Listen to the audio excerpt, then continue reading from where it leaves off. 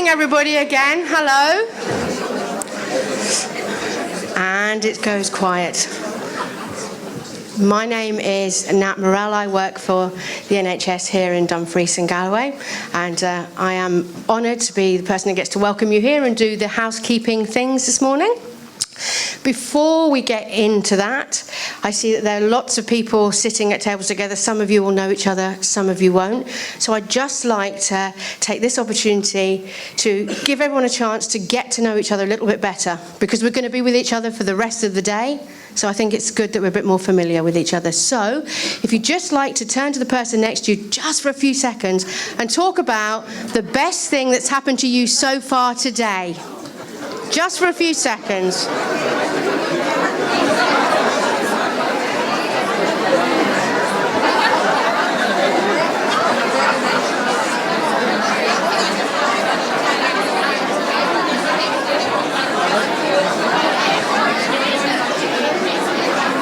Lots of good things.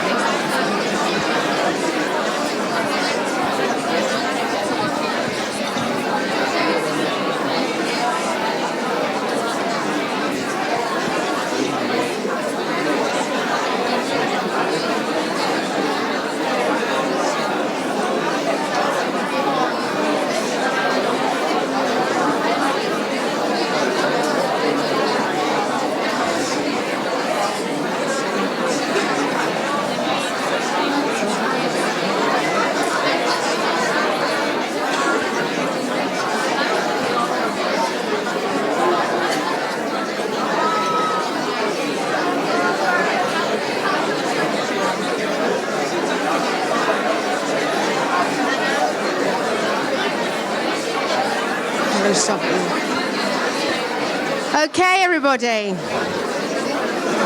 I hope everybody's had a chance to share something. Yeah? This is always the problem in Dumfries and Galloway, isn't it? Once we start talking, we can't stop. I'm lucky enough to have worked in the NHS for the length of the UK, from the frozen Highlands and Islands to the far too hot and balmy southeast coast of England. And I feel I'm fully qualified to say that Dumfries and Galloway is the best place to be. Yep. Absolutely. So today we're going to be doing some looking back and some leaping forward. I love the idea of leaping. I can't think of the last time I leapt anywhere, but I'm really looking forward to it today. We're going to get the opportunity to do things in a different way. We've already started by being here today doing it like this, and it's an opportunity for all of us to get involved, to share our experiences, and to hear other stories from people in the room, on video, and in the virtual world out there. It's about how we keep moving in the best directions, and we've got the opportunity to hear from people who have expertise and experiences in making good and positive changes.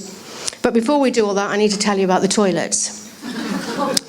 So first off, to let you know that the toilets in the building are behind us. So where you came into reception, there are toilets on this floor, and if you go downstairs onto the lower ground floor, there are also some toilet facilities there.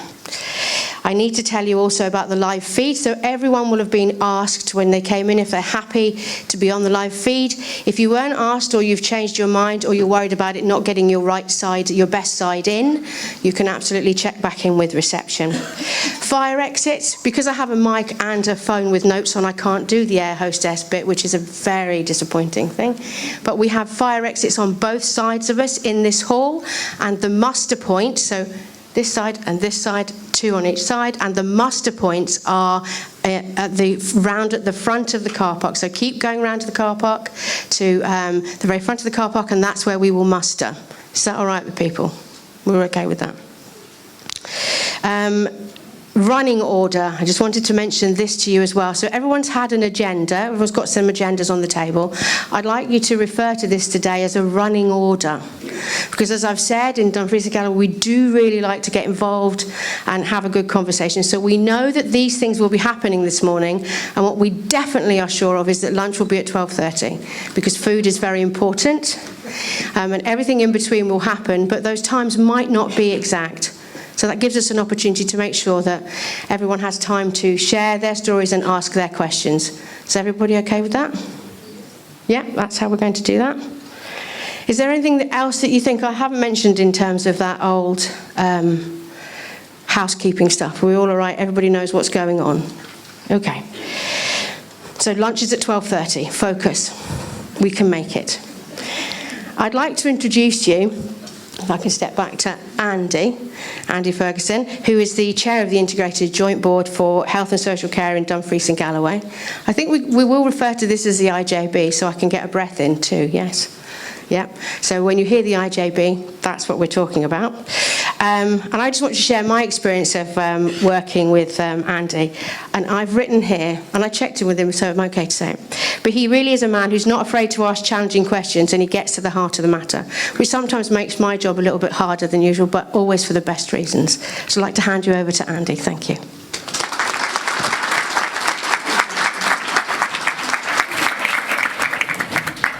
Good morning, everybody. Thanks, Natalie, for that introduction. As Natalie said, I'm Andy Ferguson, and I'm the chair of the Integration Joint Board for Health and Social Care in Dumfries and Galloway. Firstly, thank you all for coming to this event today. It's just grown arms and legs since the very first one. On behalf of the members of the IJB, thank you for giving up your time. So it's so good to see so many people from across all the different sectors of the partnership deliver care and support, and also members of the public who are here. The 2014 Public Bodies Scotland Act sets out Scottish Government intentions to integrate health and social care in Scotland, and led us to establishing the IJB in Dumfries and Galloway in 2016. This event is particularly poignant for us as it marks the end of the first 3 full years of integration in Dumfries and Galloway. Frontline staff across statutory third independent sectors are working together and working with people as partners to improve complex journeys of health and social care, and by doing this, improve outcomes for the people. They're also looking at ways to provide care and support in a seamless, coordinated way, centred around the changing needs of the person, their family and their carers. And lastly, but no means least in that point, are seeking to develop and deliver new models of care designed to help maintain people in their own homes and communities. This IJB shares some of the challenges that are being faced elsewhere in Scotland, and they include increasing demand on our services, increasing constraints on available financial resources, and recruiting to vacant posts. So a great deal of work has been undertaken by the partnership to address these, and I'm sure that we will hear more about these key challenges as we move through the day. There is much to be proud of and much of us still to do. The IJB recognises that we need to provide courageous, innovative, compassionate leadership to successfully take health and social care forward into the future, providing people with an excellent experience of care and support. And as a board, it's our commitment to provide that leadership. I'm not going to identify the caller, but stand up, Joe. I strongly recommend to you that you stay in the whole IJB experience today if you can. I can promise you an interesting, informative and interactive event with lots of opportunity for lively chat and discussion as we progress through the day. At the back of the hall, we have a marketplace with interactive stands that have lots of information about health and social care in Dumfries and Galloway. I encourage you all to please go and visit the stands during our tea and coffee breaks and at lunchtime.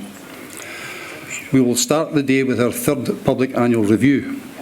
As you know, each year the Integration Joint Board prepares a performance report for the public and for partner organisations that details the progress of the partnership against 9 high-level national outcomes.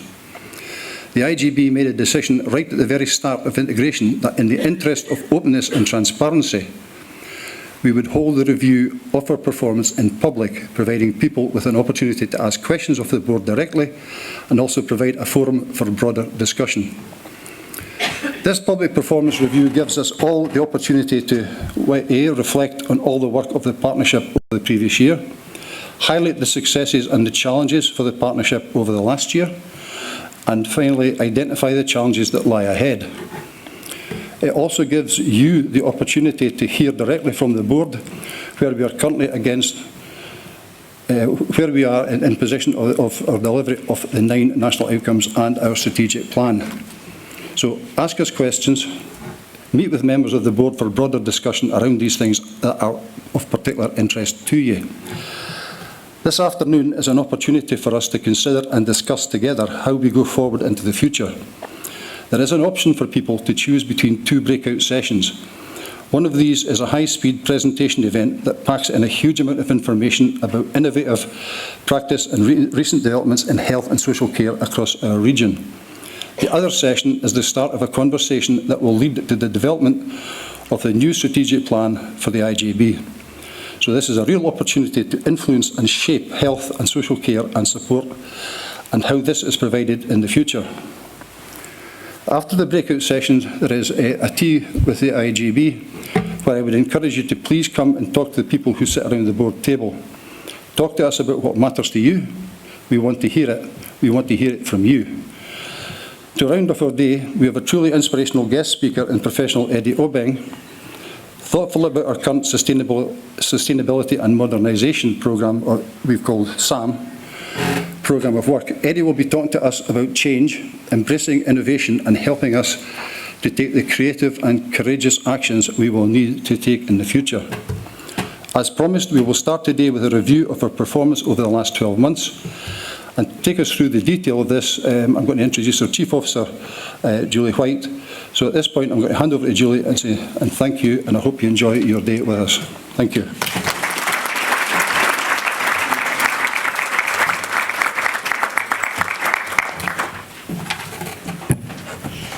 Good morning, everyone, and thank you for the opportunity today to come and speak to you about the performance of our Health and Social Care Partnership during the year 2018-19. As Andy has said, the Health and Social Care Partnership is responsible for making progress against 9 national health and wellbeing outcomes. I'm not going to go through each of these outcomes in detail just now because we have a short video, a short animation to talk to you about the progress that we've made over the past year, and then I'll come back and say a bit more about the progress that we're making.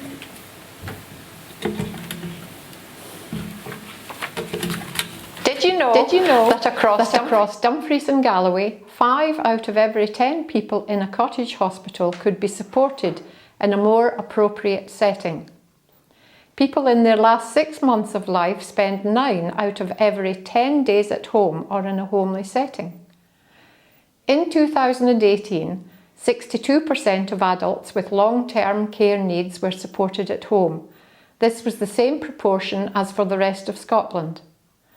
Supporting people to live as independently as possible at home or in a homely setting is one of 9 national health and wellbeing outcomes that Dumfries and Galloway Health and Social Care Partnership is working towards. Another outcome we are working towards is supporting people to maintain or improve their quality of life. Across Dumfries and Galloway during 2018-19, there were 2,745 people supported to live at home through self-directed support. This is sometimes referred to as SDS. Self-directed support puts people in control of their designing and managing their care to maintain or improve their quality of life. The number of people using SDS has remained steady over the past few years. During 2018-19, 345 people chose to organise their own support. This is referred to as option 1. 12 people chose an organisation to arrange their support. This is known as option 2.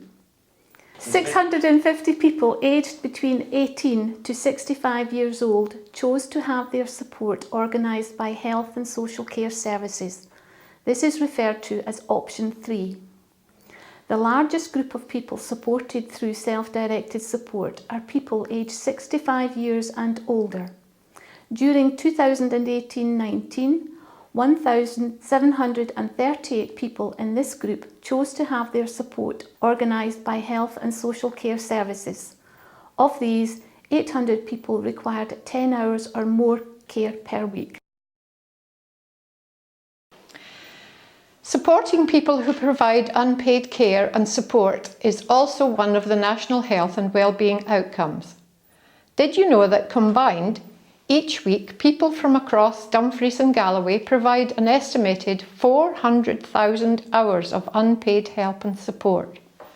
They are supporting family members, friends and neighbours who cannot manage to live independently without this help due to frailty, illness, disability or addiction. People in this role are called carers. Carers provide 10 times more hours of help and support than is provided through purchased care at home services. Across Dumfries and Galloway, it is estimated that there are 15,000 carers. This is equivalent to 1 in every 10 people who live in the area. Adult carer support plans are documents where carers can express feelings and identify needs and wants. This supports effective conversations between carers and health or care professionals, supporting people in their caring roles. There are many things, such as being a carer, that shape our health and well-being. The air we breathe, the food we eat, the money we earn, the places we work, live and learn, the people we know, and many, many more. According to the Scottish Index of Multiple Deprivation, people from the most deprived communities in Dumfries and Galloway are 50% more likely to visit hospitals in an emergency. This difference is an example of health inequalities. For every 1,000 people living in a deprived community, there are 123 emergency visits per year. However, for every 1,000 people living in the least deprived communities, there are only 82 emergency visits per year. Teams from across health and social care are working with different groups of people to help reduce health inequalities and their impact.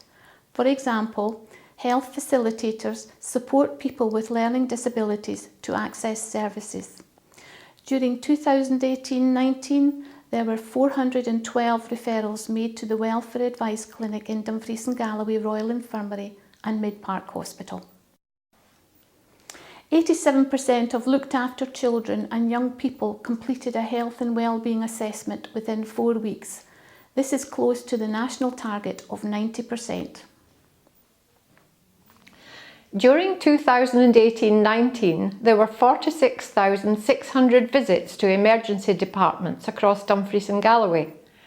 A snapshot taken in March 2019 showed that 93% of people visiting hospital in an emergency were treated within 4 hours.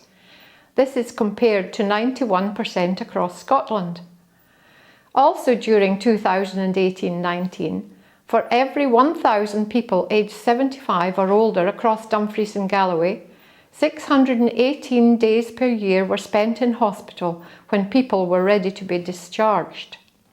This has gone up since the previous year when it was 554, but remains lower than the average for Scotland. Although both of these, emergency visits and delayed discharges, are measured in the hospital, they help us understand how well people are able to look after their own health and well-being in their community. Ensuring that resources are used effectively and efficiently is a priority for Dumfries and Galloway Health and Social Care Partnership. Here are some more measures that tell us how we are doing. During 2018-19, there were 14,500 planned admissions to hospital. This includes planned overnight stays and day cases. 81% of people waited less than 12 weeks for their planned hospital treatment. Across Scotland, this was 68%. Also, people attended just over 300,000 outpatient appointments across Dumfries and Galloway. For those with a doctor, 96% of people waited less than 12 weeks for their first appointment. A Across Scotland, this was 75%.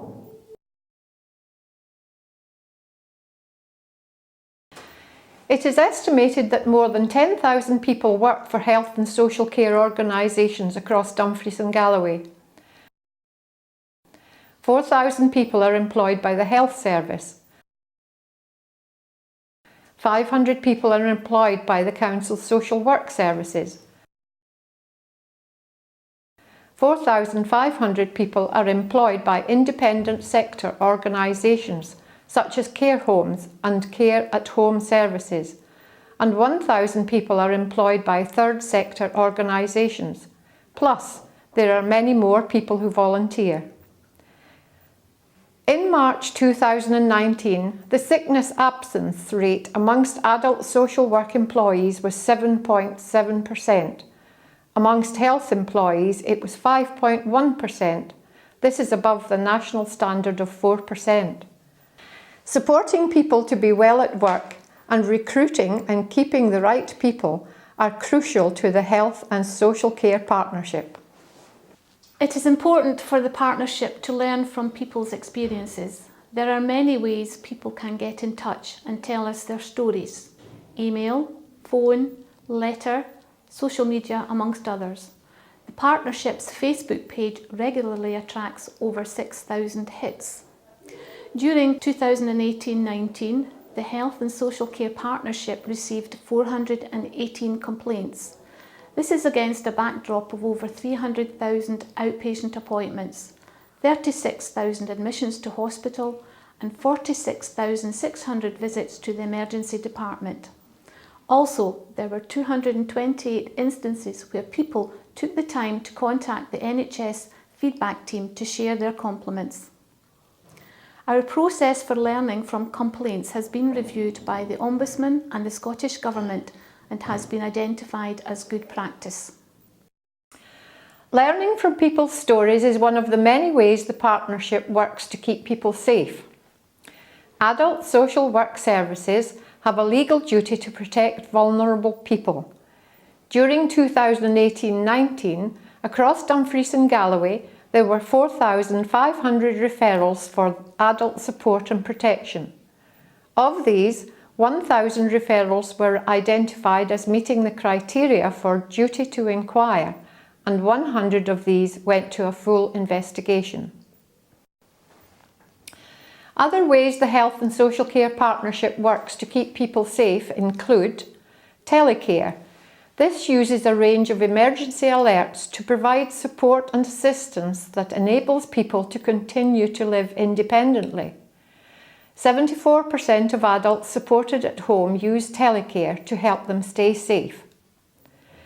Infections can be acquired in different environments, including hospitals, other healthcare settings, and in the community, such as people's own homes and care homes. We monitor infections in both hospitals and in the community. Health and social care services delivered by statutory and non-statutory providers in Dumfries and Galloway are regularly monitored and inspected. During 2018-19, 81% of care services in Dumfries and Galloway were graded good or better in Care Inspectorate inspections. Across Scotland, this was 82%. To support our continued improvement, the partnership publishes regular performance reports. To view these reports and to find out more about Dumfries and Galloway Health and Social Care, visit our website at www.dghscp.co.uk.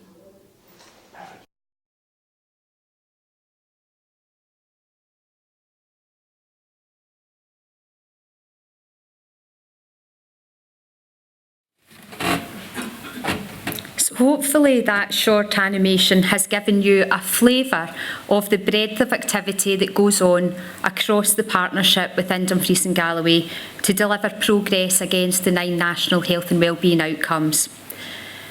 As you will have seen in the animation, there is much for us to be proud of in terms of the work being undertaken within the Health and Social Care Partnership, but there remains a lot for us to do. I'm now going to talk to you for the next half hour or so in a bit more detail about some of the achievements that we've made as a partnership, but also importantly talking to you about some of the challenges that we face as we look to the future for the delivery of health and social care across the region. One of our key ambitions within the Health and Social Care Partnership is to ensure that when people need support and care from us, that we deliver that care and support in the right place, at the right time, every time. Clearly, from the animation, you will see that on occasions we are challenged to deliver that ambition consistently. And the reason that that ambition is important to us is because we know that if we deliver care and support in the right place, at the right time, every time, we will maximise the outcomes for individuals. We also know as a health and social care partnership that we are experiencing really significant challenges in relation to the demand for health and social care right across the region. We are also challenged in relation to our workforce requirements and recruitment, and I'll say more about that later. And we have a really challenging financial environment. So making sure that we provide the right care and support in the right place at the right time, make sure that we make the best use of the limited resources that we have available to us. And it also makes sure that that next person who requires health and social care, that their needs can be met in the most effective manner.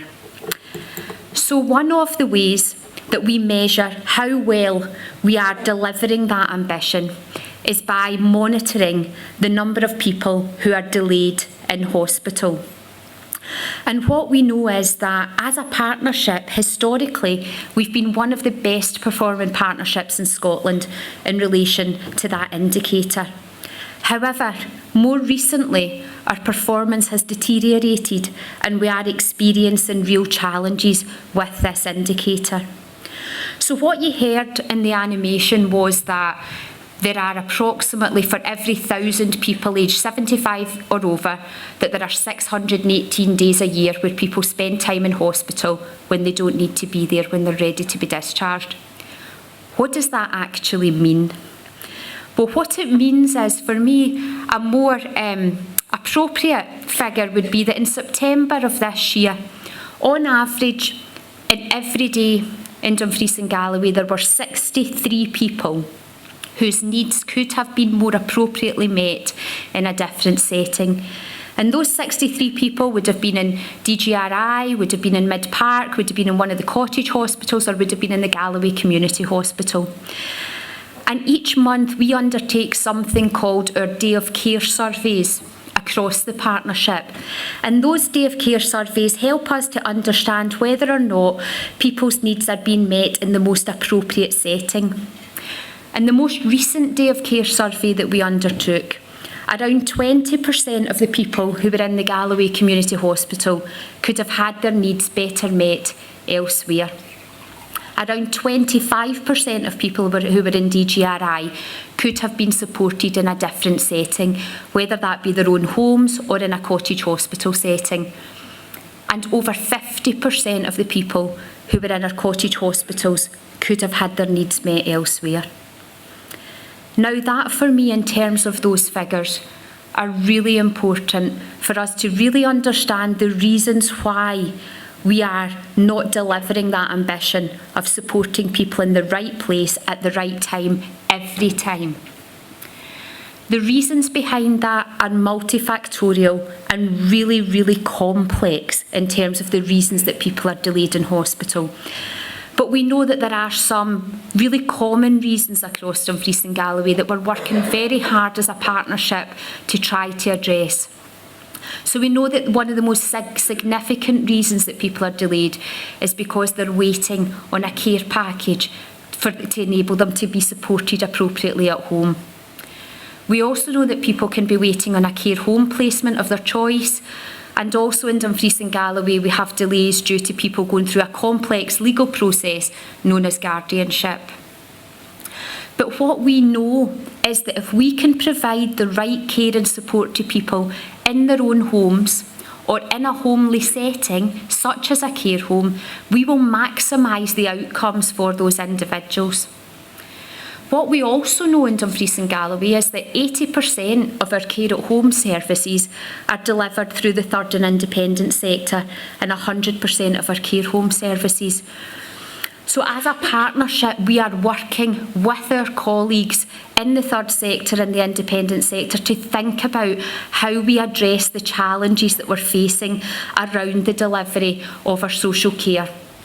Because in doing so, we will be doing the right thing for the individuals that we're here to serve by changing our models, by delivering new ways of working. But what we also know is that within the social care market, there are real challenges around recruitment of staff. And more so, that's a national challenge. However, more so, we're challenged in our sort of remote and rural areas, particularly in relation to that recruitment market being much smaller than it is elsewhere. So through something called our Healthy Ageing Programme Board, we are undertaking a huge amount of work at the moment looking at what those models of care and support might look like in the future, in order that we can make sure that we're delivering that right care and support in the right place at the right time every time. So when you hear us talking about the challenges that we have around what's commonly referred to as delayed discharges, we have to remember this is about people who are delayed, who are not receiving the care and support in the right place at the right time. And that's a key priority for us as a partnership moving forward to make progress in that area. Another one of the areas that we consider in relation to our performance is around what we call unplanned care or unscheduled care or emergency care. And what we found is that within Dumfries and Galloway, you heard in the animation that we are assessed against this target, which is called the A&E performance target, where there's a standard that 95% of people should be seen, treated and discharged within a 4-hour period. Now, within Dumfries and Galloway, at the end of March last year, we achieved a 93.9% performance. But that target isn't a target for the emergency department. That target demonstrates how well our whole system is working to deliver the right care and support again for people in an emergency or an urgent situation. So when we see surges in activity in the A&E department and we see our performance dropping in relation to that performance indicator, that's often because we have increase in attendances at A&E, and that might be because people aren't being signposted to appropriate alternatives in the community, or again it can be because our hospitals are so busy that we're unable to move people through A&E into the remainder of the system. So these indicators, along with the indicator around the number of emergency admissions, and again we're seeing our number of emergency admissions increasing, are indicators of how well we are supporting people in our communities to manage their health and well-being. There will always be a need for emergency care. There will always be a need for urgent care. But our ambition within our Health and Social Care Partnership is to minimise that and to support people proactively in their local communities. And you will hear more about that later on today. As you also heard in the presentation, one of our key priorities and one of the national health and wellbeing outcomes is about us supporting carers to continue in their caring role, unpaid carers. And you heard in the animation about how the support of carers, unpaid carers, is absolutely essential in continuing to support people to live independently at home for as long as possible. We know as a health and social care partnership that without unpaid carers, our health and social care system would fail. We need the support of unpaid carers for us to continue to deliver what we deliver as the statutory sector and with the colleagues in the third and the independent sector. But what we also know is that when we did a study in a survey that was published in 2018, we found that in Dumfries and Galloway, only 4 in 10 carers said that they felt supported and able to continue in their caring role. And that was very worrying for us as a health and social care partnership. So we did a piece of work in partnership with our carer strategy group and our colleagues in the Carer Centre to really try to understand a bit more about what that meant in terms of feeling supported. What more could we do as a health and social care partnership to support carers, to improve their resilience, to continue in that caring role, because they are a vital partner in the delivery of health and social care. And what we heard, as you can imagine, was quite wide and quite varied in terms of the responses from the carers. However, there were a number of themes for us as a partnership that we needed to listen to. The first of those was about how we value carers as statutory sector in particular, and how much we involve carers as true partners in the delivery of health and social care. And carers were saying they wanted us to recognise that more than we do currently. So there's a huge amount of work going on in the partnership just now around something called the triangle of care. And that's about us making sure that carers are absolutely integral to the planning, to the delivery of care for those individuals that we serve. But there were also other messages from the carers around the need for them to feel more supported to continue in their caring role, and for them to access things like short breaks, for example, to improve their resilience. So again, working with the Carer Centre, we have seen the number of adult carer support plans increase again over the course of the last year, and the Carer Centre are reporting that those are continuing to increase this year, where we're working with carers to identify what can we do to support them and recognising the real value that carers bring. I would say at this point I would want to thank Jim McComb, who was our unpaid carers rep on the IJB since our inception. And Jim was fantastic at making sure that when we were making decisions as an IJB, we always thought about the impact on unpaid carers and that we considered that. I'm delighted to say that we've now got 2 new unpaid carers reps on the IJB who are going to share that role. So we very, very much look forward to working with them as we move forward. When I was talking at the last annual review, I talked about that we were in the midst of starting another brand new change programme about transforming primary care. And over the course of the last year, that has been one of our major change programmes within the partnership. The transformation of primary care is intended to completely redesign the way in which we deliver services in primary care. And it's as a result of something called the new GMS contract, or the new GP contract. And what we're seeing in Dumfries and Galloway is that now we are seeing mental health professionals, pharmacists, paramedics, advanced nurse practitioners being amongst the first professionals to develop new roles, take on new responsibilities and develop innovative ways of supporting people within primary care. So we have mental health professionals now working within general practice, supporting people presenting at general practice with mild to moderate mental health problems. And what that's doing is giving people quicker access to that assessment by a mental health professional. We also have paramedics in Wigtonshire working with our general practices to deliver urgent care through paramedics delivering home visits or house visits for patients in Wigtonshire, thus freeing up the GP time for GPs to do what only a GP can do and making the best use of the paramedic skills. We also have pharmacists working across each of our practices in Dumfries and Galloway, providing specialist pharmaceutical input to all medication matters within the practices.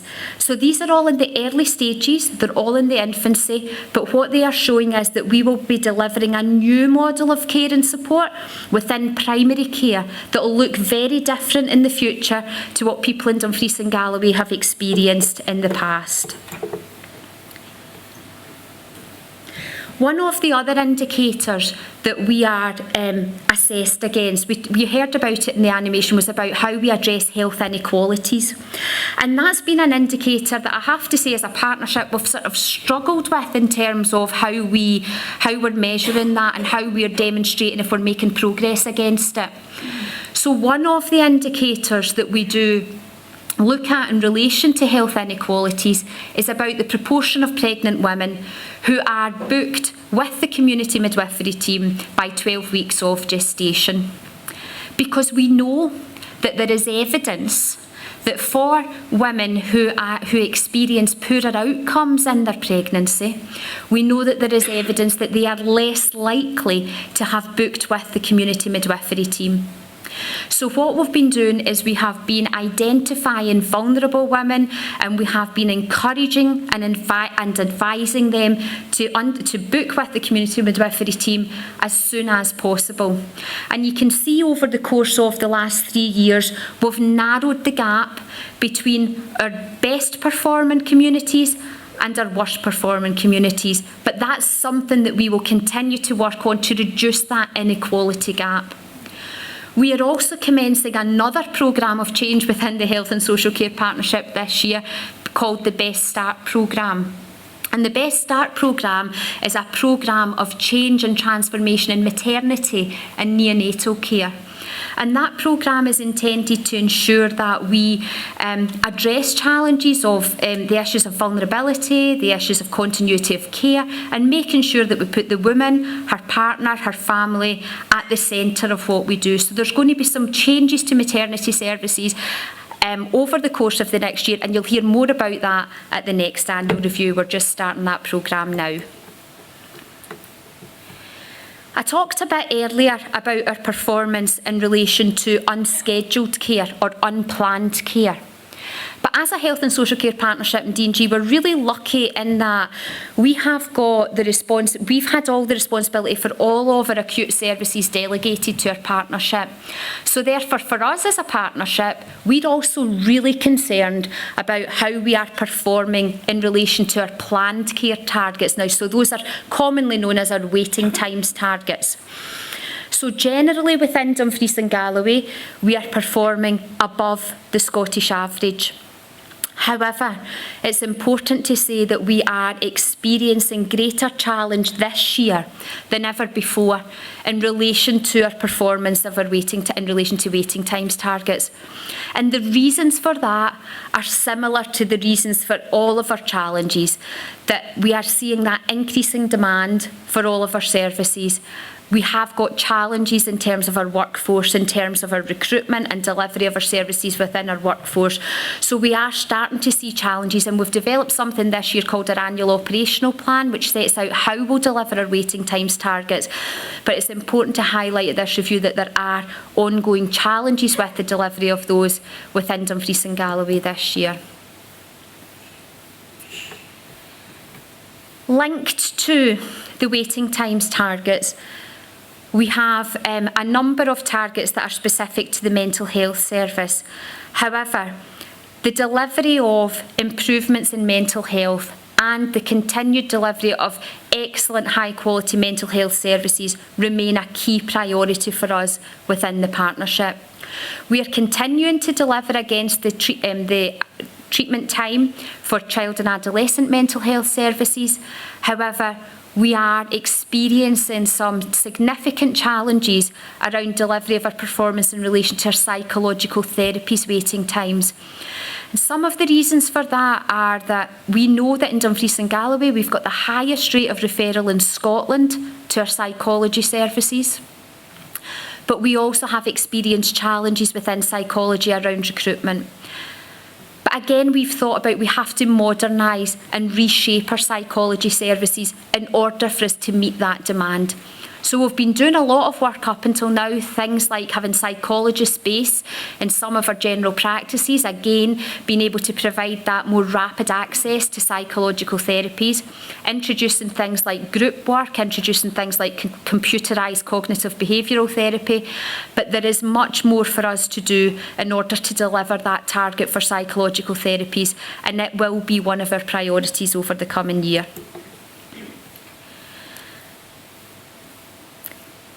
One of the things that I believe we have to do better at as a partnership is make better use of the technology that's available to us.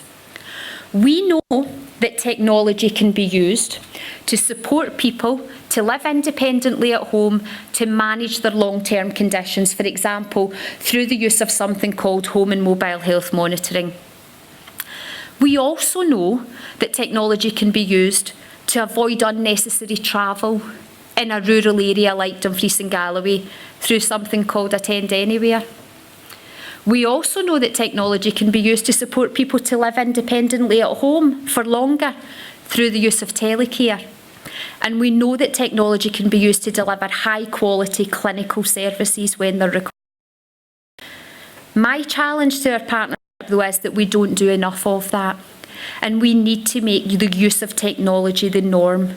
Because given the challenges that we have around recruitment, given the challenges we have around increasing demand, we've really got to think about how we can use technology better. And again, you'll hear more about that. We have a stand in the marketplace, and you'll hear more about the work that we're doing around the use of technology and the innovation that's been undertaken within the partnership in the sessions this afternoon.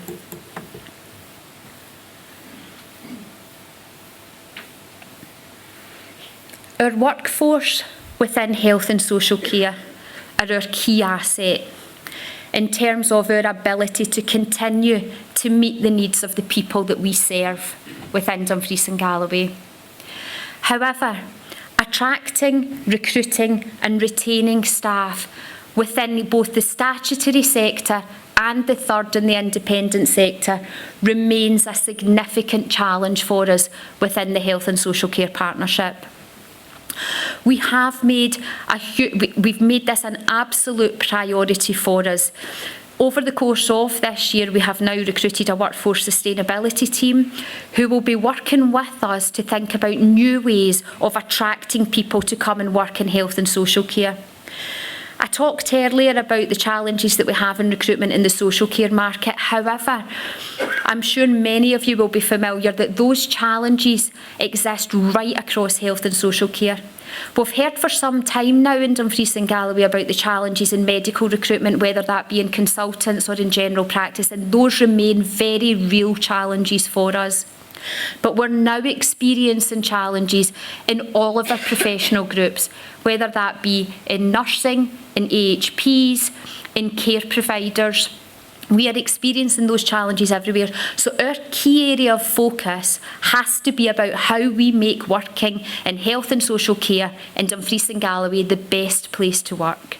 We have to make our roles attractive for people to come, and we have to think about how we can develop new ways of working to make the most of the workforce that we have. So whilst recruitment's a real challenge for us, so too is retention. So we have to make sure that we can keep the great staff that we do have in health and social care. And we've started a programme called our Working Well programme within the partnership, which is a programme to support staff in their health and well-being, their physical health and well-being, and their mental health and well-being. And we will continue with that to make sure that we support our staff to remain well when they are at work.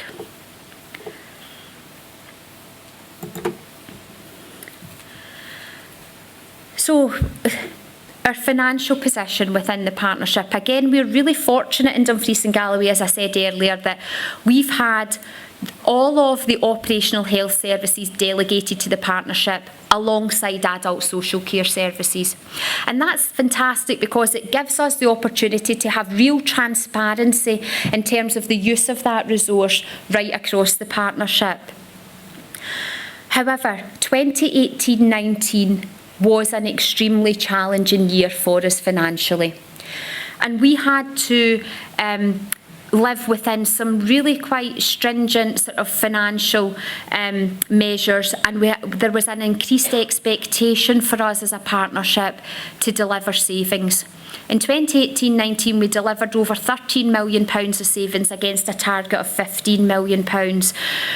And going in, however, we delivered a lot of that using what we call non-recurring money, so it was just one-off money. So going into this year in 1920, we have a savings target of, we started the year with a savings target of £19.5 million, which is a huge savings target for us within Dumfries and Galloway. And we are still experiencing a number of financial pressures within the partnership. The first of those pressures is related to the previous issue I talked to you about recruitment. So we have a number of professional and clinical posts across acute and community services that are hard to recruit to, difficult to recruit to, but essential posts. And we have to then, we use locum staff, agency staff and temporary staff to fill those posts at an additional cost.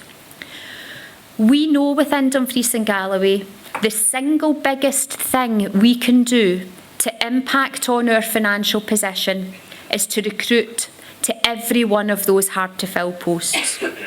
And the reason for that is it would save us £5 million if we could recruit to all of those vacancies.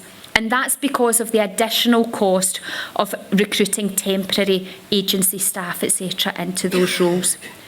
So not only would that help us financially though, but more importantly, that would give us teams that were fully staffed, that were able to think about how we change, how we modernise, how we move forward.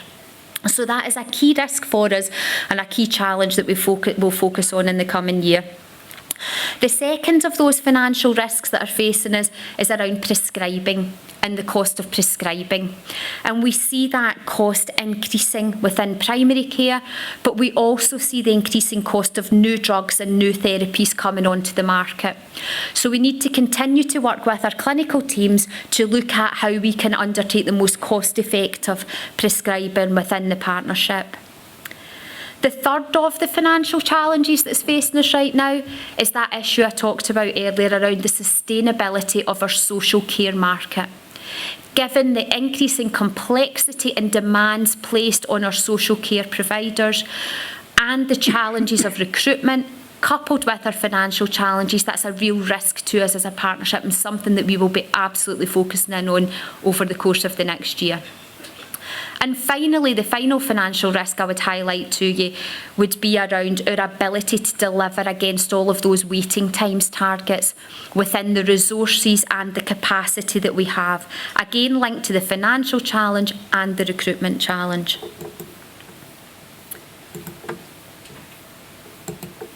So, one of the things that you'll see there's a stand at the back of the room which tells you about our sustainability and modernisation programme.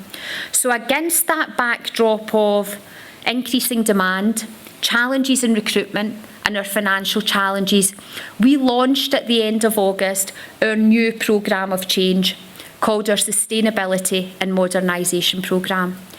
Because we believe that we can work together as a partnership to look at how we deliver health and social care in the future in a very different way to we have in the past, recognising those challenges that we face, but making use of the opportunities that we do have. We have when we look and see the range of people that we have here today, we have a fantastic partnership made up of statutory, non-statutory, third and independent sector and members of our local community, and we need to work together to think about what is the future shape of health and social care given those challenges we face, but also given the opportunities that we have, such as the digital opportunities that I talked about earlier. So you'll hear more again this afternoon about the Sustainability and Modernisation Programme, but that's our key programme of change within the partnership, thinking about how do we make our services sustainable into the future. And the only way that we'll know how we can do this and how we can make these services sustainable is by listening to people and their experience of health and social care. So over the past few months, we've been asking members of the public to have their say in 60 seconds and to upload videos telling us about their experiences of health and social care and what they would like to see for the future. As Andy mentioned in his presentation, we're about to embark on the development of our new strategic plan for health and social care, and there's a workshop this afternoon in relation to that. But in order to do so, we want to check out with the public, with our communities, with our staff, with our partners, about what matters to them, what's important, what should our priority areas of focus be. So if you want to have your say in 60 seconds, and you haven't had the opportunity to do so up until now, please take time at lunchtime or at coffee later on this afternoon, speak to one of our comms team who will be at reception or at the back desk there, and we'll show you how to do your video. But we have already asked people. And as I say, the only way we can co-create a new model of health and social care is by listening to people who receive health and social care and understanding what difference we can make moving to the future. So I think I've said enough about our performance in terms of where we're at just now.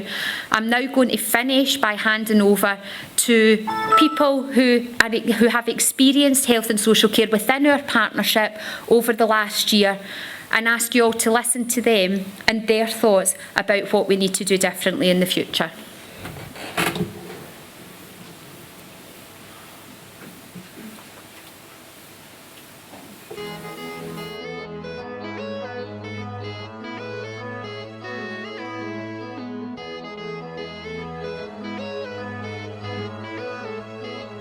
Well, when I first saw the care plan and health plan, to be honest with you, I thought, oh, not another.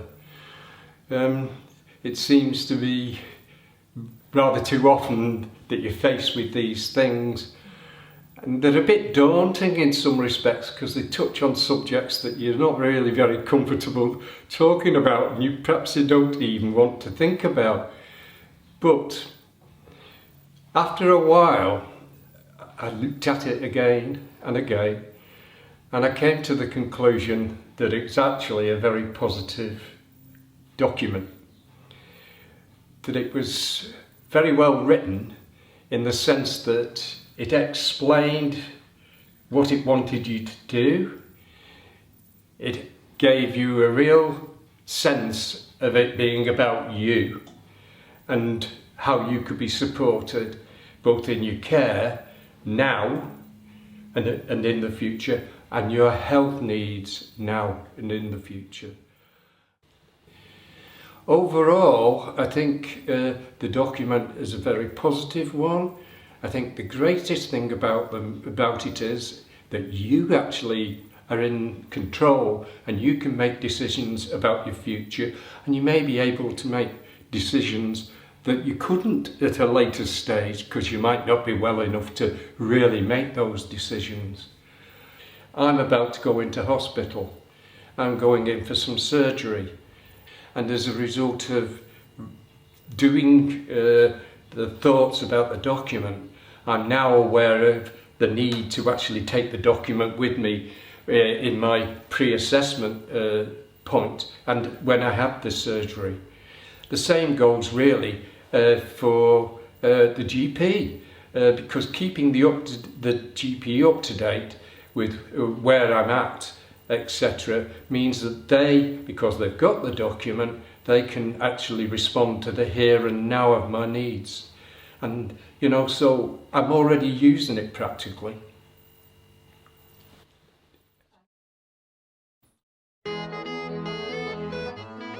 I'm Daphne Nisbet. I've lived in Newton Stewart for 15 years. Florence is a voice on a phone. No, not a voice. It's just text. And it's always it's just like a friend ringing up. Hello, this is Florence. Hope you're having a nice day, etc., etc. And please remember to take the medication. Well, it was this sort of relative by marriage. He was quite concerned about my memory, and it sort of evolved from there. I don't know who suggested this, how it came about. It may have been through the doctor, I'm not sure. But I was very happy with it. I think I'd missed it. mistaking medication. Well, the phone rings, pick it up, and the message that usually comes through is displayed. There's text, just a few lines, a sentence or so. It would be, hello, this is now Saturday, and I hope you remember to take your medication. Yes, it's definitely there to help you. It's just a phone call. That's all you have to do. It's just reminding you. Nhs Attend Anywhere is a video consultation system that allows people to have a video consultation with a health professional from the comfort of their own home, using their own device, their own internet connection. It works across a whole range of devices and on lower speed broadband connections. It replicates a doctor's waiting area, so it's a virtual waiting area that people sit in until they're collected by the clinician. My name's David Hurst. I'm a renal patient and I've had a transplant. Attend Anywhere I think is absolutely brilliant because I live 54 miles away from Stranraer as a round trip. So to come in and see a consultant takes me most of the day. The consultant is coming from Dumfries, so it's a 2-hour trip across to Stranraer and a 2-hour trip back. That's 4 hours. They see about 3 patients an hour, so that's 12 appointments they're losing every day. I can sit in my own lounge, have a 15-minute, 20-minute appointment with my consultant and get everything done that I need to do without all the travel, without the expense of it and without the time.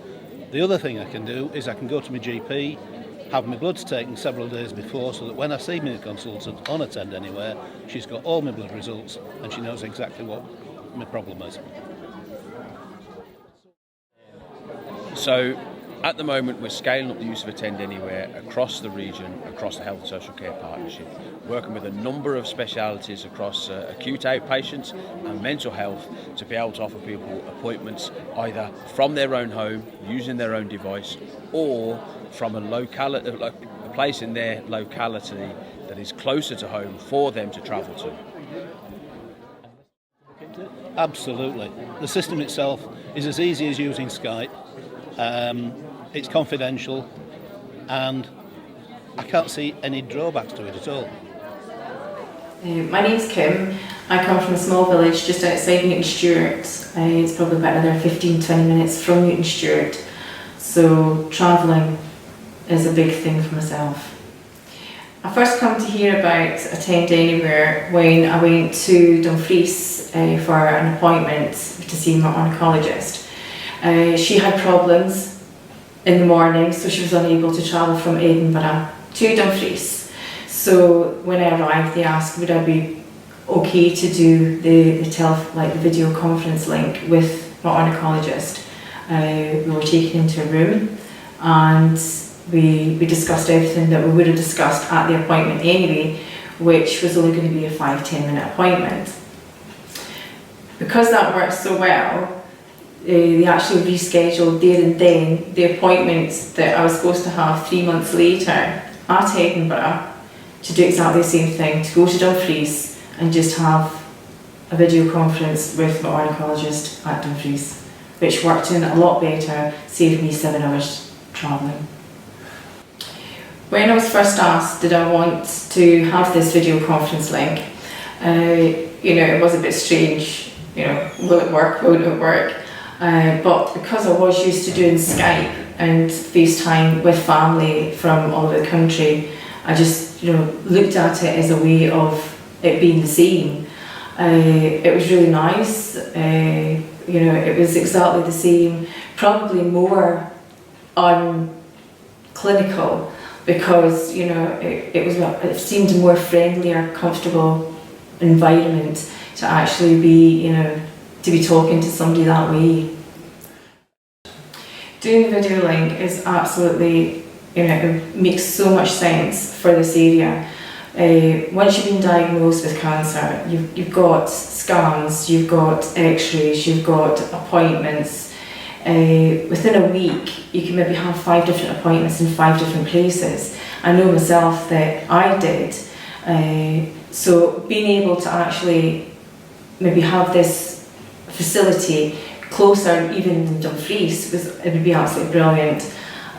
Because to get to Dumfries it's an hour and 20 minutes, whereas either going to my own surgery or the outpatients at another health centre, it would maybe only take me half an hour.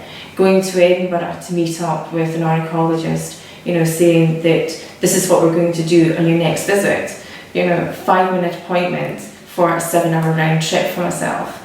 There was times that we had to do an overnight stay because it was a late afternoon appointment, or you got the first appointment first thing in the morning, so it was either leaving at 5 o'clock in the morning, for your 9 o'clock appointment.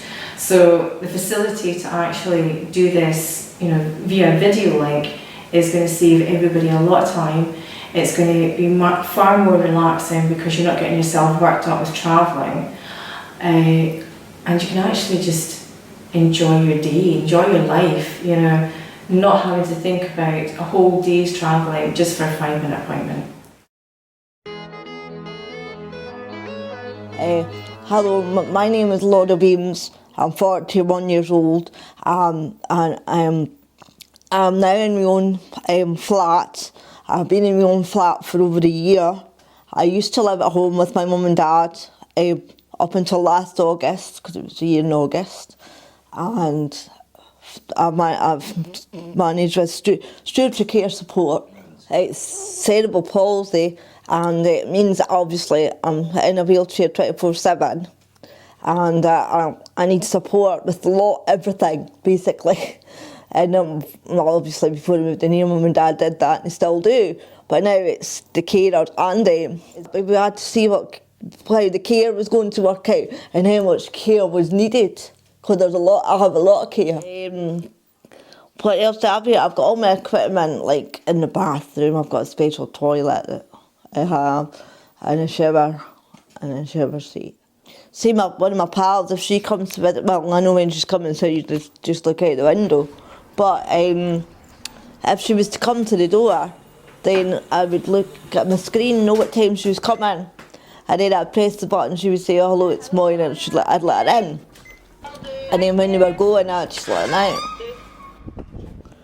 Yes, well, I've got all my equipment in the kitchen as well, and my sink that I go up and down, and that's basically so that the care, obviously I would get the care to put the liquid in. Oh well, this is a bed with remote controls. The carer, whichever carer it is, presses the buttons and it swivels and turns you round, and it's got a back bed that puts you up.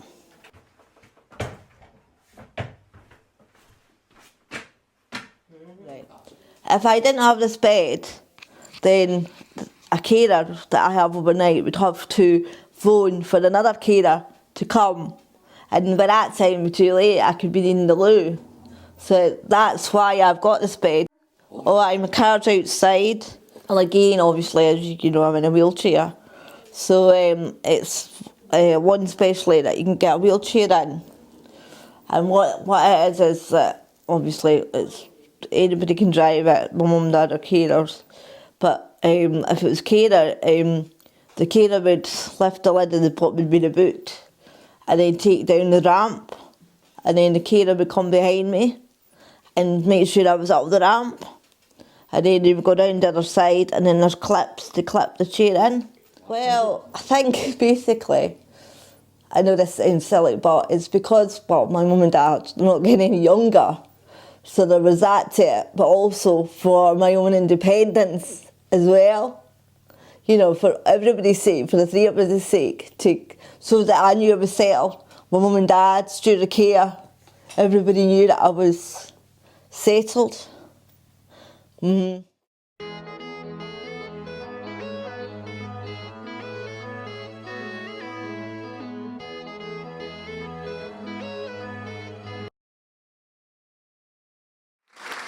Thank you.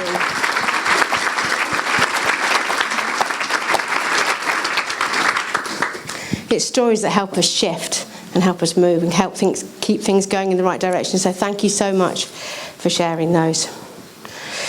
So now we move on to the section for scrutinising, for the scrutiny panels.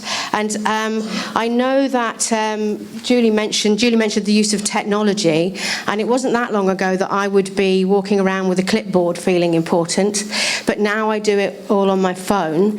But the thing then is that I rely on the even more awesome technology of glasses to see the phone, which I have left in the car. So what I have noticed is that when I was standing at the back of the room, it was a little bit difficult to see everybody's nameplate. So I don't know if that's just me, or if anyone wants to help me feel okay about myself and say, yes, they also can't see at the back. No? What I'm going to do is, this is split into two sections. So we have a section where the partners from the IJB will ask the IJB panel questions, that's to scrutinise, and check-ins, and then after that we here in the room and people in the virtual world will have an opportunity to ask questions of the panels. Is that okay for order going forward? So can I ask the scrutiny panel to introduce themselves first for people at the back of the room? Is that okay, Nick? Hello, my name is Nick Morris. I'm the chairman of the NHS board. Morning, I'm Jeff Ace. I'm the Chief Executive of the NHS Board. Morning, I'm Elaine Murray, Leader of Dumfries and Galloway Council. I'm Gavin Stevenson and I'm Chief Executive of the Council. Everyone okay? We all know who each other is now. Yes? So we open with you guys asking the questions, so it's whichever order you wish to go in. Who'd like to start? Nick. First of all, I'd like to thank everybody that's turned up today. Before I ask my question, I think it's good to see how many people we've got here. Well over, getting up to 200 people, is it? Very, very good. But I want a bit of a challenge to the IJB in terms of who they're engaging with. Can I ask anybody in this audience that's under 40 to just put their hand up?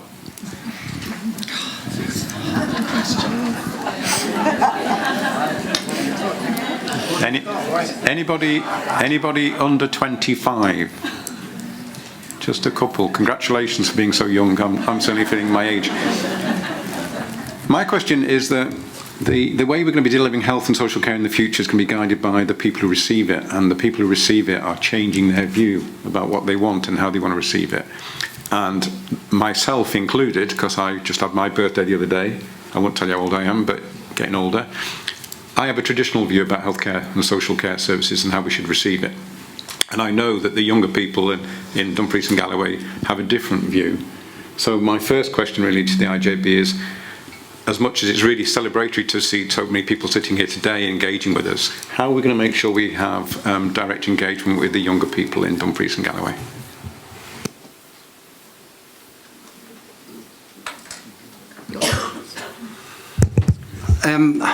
One thing, for example, I was in the Oasis Youth Club just the other day with the council's holiday hunger programme, and I was speaking to the young people who actually delivered the tune, which was basically about, in the past it'd been drugs, sex, those kind of things, and I've asked them to consider health inequalities, and they're actively pursuing that just now. So I haven't had a chance to tell Julie, so no place better than in public. But the youth group in the Oasis, that's the basis as well of Youth Beats, so they're going to consider that as the theme for the tune next year.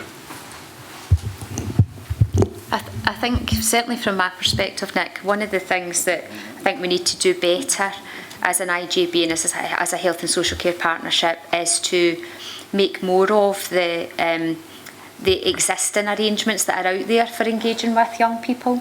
So we know that within the local authority there's been a huge investment in that and around our community development workers engaging with young people. We know about the 10,000 Voices campaign that was undertaken, and I think it's where we need to engage more with our partners in terms of the work that is being done, so that what we're doing isn't just unique to the IJB. But I think we are committed to working and engaging with people from right across our communities, and certainly as we work towards the development of our new strategic plan, we will be looking at how we best engage. So we've actually, I think, over the course of the last year, we've become a lot better, for example, at our use of social media. I have to admit, and anyone that knows me knows that I'm a bit of a technophobe in relation to some of these things. But certainly our comms team have certainly brought us into the 21st century around our use of social media, and I think that has been really effective, engaging and with the wider network of individuals across Dumfries and Galloway, and it's something that we would continue to do. But I take your point that absolutely we need to be engaging with not just our existing service users, but the service users of the future. Yeah, I wonder as well if I could add that we've obviously done a significant amount with our young carers, and that's a group that we engage with around some of the challenges that they would face.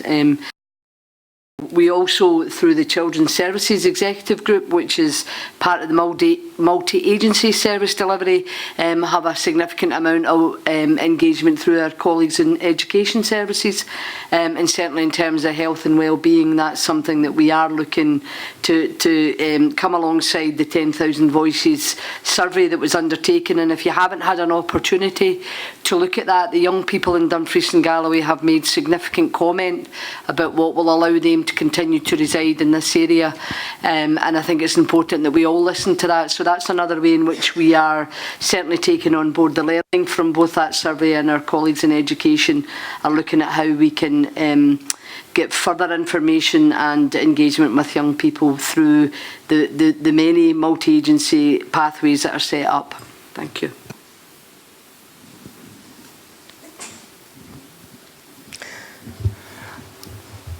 Hi, I was interested, Julian, in the discussion on delayed discharges, and I guess, at one sense, that's a really simple problem. There's somebody in a hospital bed that should be at home because they don't need clinical care anymore. You work out why they're not at home and you fix it. And on the other end, it's the most complex problem you can possibly imagine, because you've got everything from how that individual was admitted, whether there were alternatives to admission, whether healthy ageing practices have been followed, all our discharge planning, the post-hospital capacity, either at care at home or in a care home setting. It is the entirety of the health and care system wrapped around that individual that somehow isn't working. And given we're going to see a doubling of our over 85 population within a relatively short period of time, you're talking next 15 years or so, I just want some thoughts and reassurance, I guess, that the IJB's cited on just how radical that whole system redesign is going to be to stop, not just to stop this problem growing, but to eradicate it. And I think our ambition should be that no one is delayed. It's a problem for that individual, and it's a problem for the next person needing care. So if we have that ambition, I'd just like to talk about that real vision of radical change that the IJB has.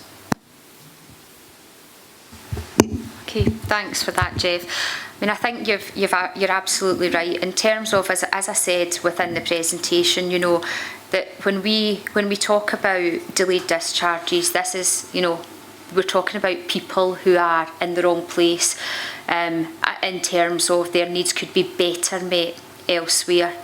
But as you say, it also impacts on our ability as a health and social care system to deal with and support the next person that requires our services in the most effective way.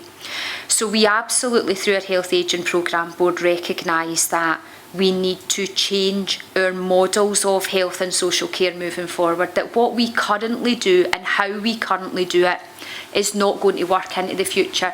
You just have to look at the numbers themselves in terms of projections, in terms of increases in demand, to know that we've got to do things differently. But what we're trying to do is take a bit of we're taking a sort of short, a medium and a long-term approach to this, recognising that transforming the way in which we deliver health and social care is not going to be something that's going to happen overnight. But we're sitting here in October, still in October, aren't we? We're nearly in November. We're sitting here, we're now coming into winter. And I have to say, I don't think we've ever started a winter in the position that we're in just now as a partnership in relation to our delays. So therefore we're working really closely with our colleagues through our commissioning team, with our providers, thinking about what short-term solutions we can take to address this challenge. So things like clustering of care packages, things like increasing the resources that we make available to our providers and to our in-house service to provide additional hours of care. Also looking at within our existing framework, there are things that we can do around direct awards. It's a way in which we offer or we commission and contract for that support, and we're working with our providers looking at how we can support them in order to make a more efficient use of the resource that we've got available to us. And I have to say, I think publicly it's really important to say I really, value and appreciate that our providers want to work with us around this and absolutely recognise the challenges that we all face. They're not unique to one part of the system, and we will continue to work with them around some of those short-term solutions. In a kind of medium term, we are developing our new framework for our care at home, the way in which we commission our care at home services by October of next year.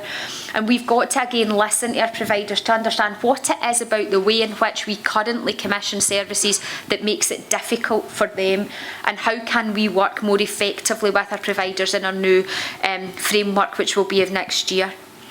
But again, looking to the future, we've got to completely change. We've got to start with how do we support people to be as well as possible for as long as possible in their own homes, in their communities.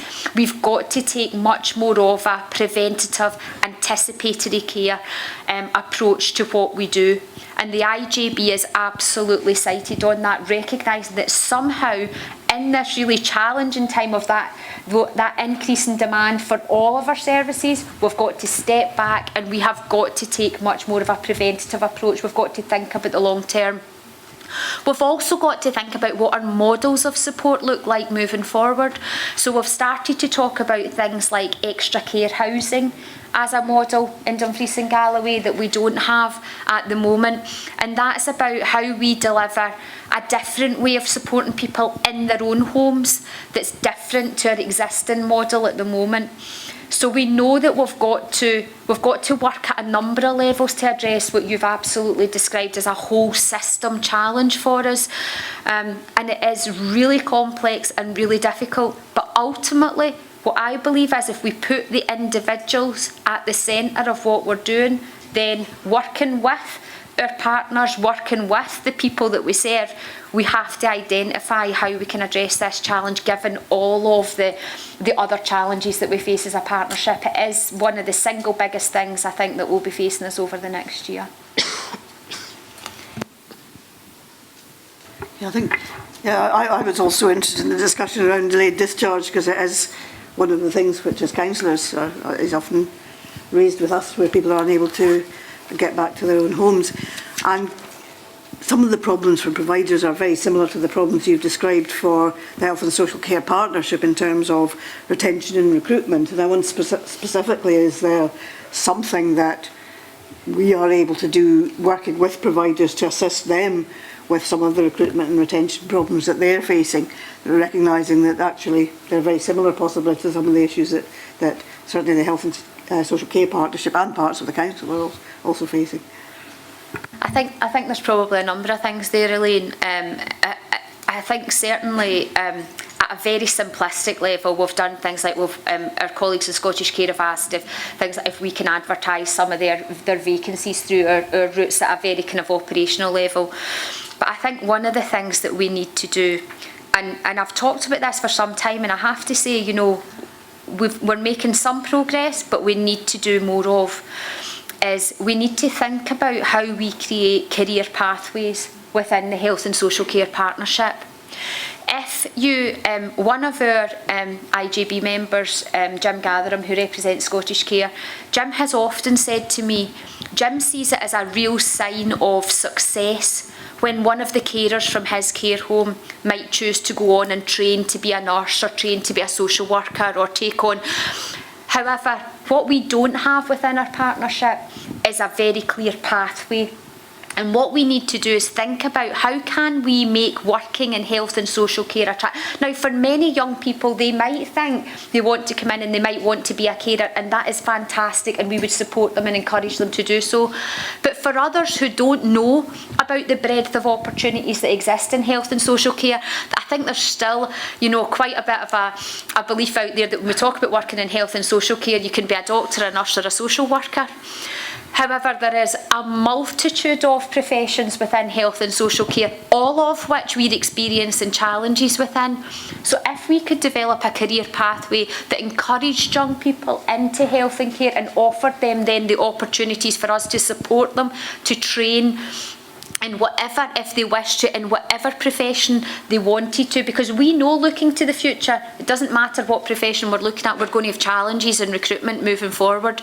So I think that's a very fair challenge to us, Elaine, and I think we need to make more progress around making that a reality, rather than me saying it's something we need to do. We need to find a way of making it happen. Always a joy to come last. Mine's a relatively simple question. What more are we doing to improve the sometimes impermeable and late data and language that we use around this for proper locality reporting? I mean, one of our advantages is we've got the whole system in with the acute, but one of the disadvantages in it tends to drag you into professional discussion. When people like my mum, who's touching 90, they're more interested in the things going on around them in a language they understand. So, and I know our first strategic plan, when you look at it in hindsight, was full of that language. So what more are we going to do for the next one, Julie? I think certainly if we think about our locality reporting, Gavin, we've tried, we absolutely listened. For people who don't know, what we do every 6 months is we present reports on our performance to the area committees across Dumfries and Galloway, and some of the feedback was absolutely that, Gavin, that some of the language in it and some of the data was quite impenetrable and that didn't really give the story of what we were doing. So having listened to that, we've included a lot more narrative now in our locality performance reports, where we are starting to describe experiences, we're starting to describe what's happening practically within a locality, because there's a huge amount of work going on in each of our localities, all of which is about delivering the strategic plan, but those reports up until now were very focused on performance and performance data. So we're trying to shift them to being a lot more about the narrative, about how we are delivering health and social care in our localities. I think as we move towards the next strategic plan, we will absolutely be cognisant of the feedback around the previous plan and the need for us to make sure that it's accessible for everybody, and we will make use of making sure that we write it. We'll make sure we write it in plain English. We'll make sure that we try, but you know, the health and social care system is extremely complex and it is extremely difficult to describe very simply. However, I think we need to absolutely make every effort to make sure that we can engage. It comes back to the next point, but how do we engage with as many people as possible? It's about making it easy for people to engage with us and understand what the kind of issues are. So we'll absolutely take that feedback on in the development of the next plan. Yeah, oh, sorry. The problem we had when we started off as an IJB and reporting back to localities, we didn't want it to be an NHS report. We didn't want it to be a council report. But what we've actually got now is a bespoke report with, after a lot of hard work and a lot of consultation, that actually meets the needs. Part of the problem is that, and I'm much to blame as any one of the councillors, is I'm talking about from a council point of view, is it's not always easy to understand. You don't understand why these things are being discussed, right? Because you're right, because the narrative needs to be simpler, as Gavin says. But one thing we did make sure is when it went through area committees that the feedback from those area committees was then incorporated into the reporting process. So I think we are where we are. Penny, do you want to say on that, or are you quite happy? think right at the very beginning, when the strategic plan was co-produced, which it was co-produced right across the region. We've learned from that, but we had the tools that we had at the time and the information at the time, and now that and that was a big engagement exercise that went on with the strategic plan. So now that we're at the stage now where we'll be going out to communities and doing that again, then we've taken a lot of learning regarding how we get the message across to the community. And again, we're still learning, and I think we'll take the opportunity with the strategic plan to try and couch things in terms where it's possible, so that it's easier for people to understand. And that's, I think, is going to be a learning journey that's going to be ongoing for quite a while yet. Do we have other questions from this side of the room? Yeah, let me just ask another question. First of all, to the audience again, though, before I go to the panel. We had the presentation there on Attend Anywhere, and the gentleman that's talking about it said it was very similar to Skype and FaceTime. How many people in the audience are used to using or familiar with Skype or FaceTime? Vast majority of you. How many of you would be willing to have a clinical conversation with your doctor, your GP, your CPN, whoever? Right, so based on the fact that most people are willing to, has the IJB decided to set any targets for the numbers of interventions at outpatient level or at community level that should be set via Attend Anywhere? The Health and Social Care Partnership has, in that our Health and Social Care Senior Management team, in identifying our priorities for this year, we talked about we needed to scale up Attend Anywhere, but we did that in a way where we, with the general managers and the professional leads around that table, identified targets for each of our directorates in terms of the percentage of their services that would be covered by Attend Anywhere. I think it's really fascinating that you asked that question, Nick, because one of the pieces of feedback we had through our Transforming Wigtonshire programme, which is another change programme that's going on in the partnership, which is looking at what services, how we develop sustainable model of service in Wigtonshire moving forward. One of the pieces of feedback we had at one of those meetings was we were talking about the use of digital technology and Attend Anywhere and all the other elements of digital technology. And one of the professionals at the table had said, but we're not sure if the public are ready for this. And there are members of the public round that table who said, no, the people who are not ready for this are the professionals. It's you who's not ready for this, not the public. And actually, I think that's a key piece of feedback for us as a partnership, for us to say, how do we work with our teams, our clinical, our professional, our operational teams, to be saying, this is the right thing to do. People are ready for it. They absolutely are. It's sometimes about us, and as I say, because of, again, the complexity of how you run a health and social care system, that people often, they just operate with what they know, and this is the easy way because this is the familiar way of us delivering a service. So it's how we work with our teams around that change for them in delivering it. But in response to your question, we absolutely have set targets. I can't remember them off by heart. Some of the general managers might remember them, but we have set a target around the use of Attend Anywhere. Graham, did you want to say about them? Do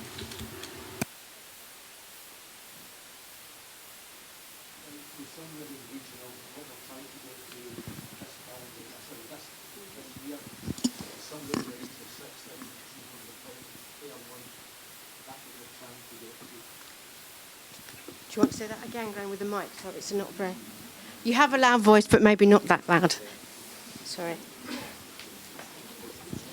So in terms of outpatients, we're basically trying to deliver somewhere in the region of 6,250 appointments per month. That's the target we've kind of set ourselves. I just want to say as well that one of the short presentations this afternoon from the Wigtonshire Women in Cancer will be delivered via Attend Anywhere this afternoon as well. Nick, I'll spare your blushes and Rod's blushes as well. When I spoke earlier about being at the Oasis and speaking to the youngsters about health inequalities, and I said, you know, we're trying really hard using social media, and the question I was asked, what do you use, Andy? Well, as a silver-suffering grandpa, right, now septuagenarian, I said, really proudly, Twitter and Facebook, and I just got a guffaw of laughter, right? Like, if you're under 25, you don't use them, right? So we really need to be smart and get into different mediums for people, right? That we target the groups. So I'm now trying to catch up on WhatsApp and Snapchat and everything else. So there you go, folks. Right, there's your challenge. Right, get up to date. Yeah. Okay, thank you. I'm aware of the time that we have to open up the questions and a couple of faux pas that I made. So don't put them on Snapchat, please, Andy. But we gave the scrutiny panel an opportunity to introduce themselves, but I didn't give that opportunity to everybody over this side of the room. So before we go any further, could we just do that? Because I know you've heard from Julie and Andy, but just in case you don't remember everybody at the end, so could we just do that, please? Hello, I'm Katie Lewis. I'm the Chief Finance Officer for the Partnership. Good morning, I'm Lillian Kringles. I'm the Chief Social Work Officer. I'm Penny Halliday and I'm the Vice Chair of the IJB. Andy Ferguson, Chair of the IJB. And I'm Julie White. I'm the Chief Officer for the IJB and the Health and Social Care Partnership. We do like a bit of symmetry, don't we? So how we're going to do this is, if you have a question, form your question. If you're happy to tell us who you are before you ask a question, that's fabulous. We've got a couple of roving mics, so please don't start until you get the mic, because we'll miss the beginning, and sometimes that's the best bit, yeah? And then what I'll do is we'll direct the questions to Julie, and then if other people on the panel, or if there's someone else who might be able to answer that question more specifically, they'll do that. And I know there are also people in the room who have expertise in certain areas, so I'm sure that they'll help us with the answers. Is that okay to go ahead? Yeah.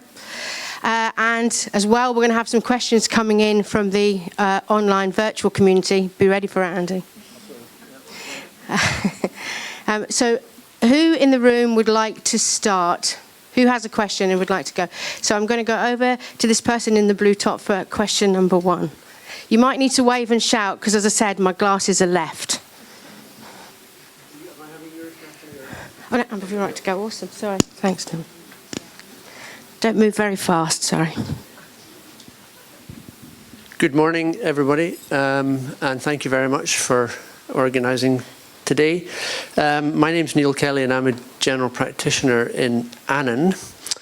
And I just wanted to reflect a little bit on some of the issues, particularly in relation to recruitment in primary care, because I think the mood music in general practice is a bit grim at the moment. And actually I think there are lots of glimmers of hope for us. So from a pretty bad situation in terms of recruiting into training, only this month we have completely filled our GP training programme, and that's the first time we've done that for 4 years.